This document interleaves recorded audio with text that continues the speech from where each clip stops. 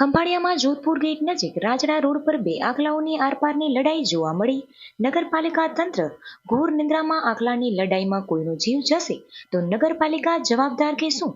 પાલિકા તંત્રને કોઈએ હજુ સુધી જણાવ્યું નથી કે રખડતા ઢોરને પણ પાંજરામાં પૂરવાના હોય. કદાચ એ લોકો રાહ જોતા હશે કે આખલાઓ જાતે જ ગૂગલ મેપ્સ પર ગૌશાળાનું સરનામું શોધીને ત્યાં જતા રહે.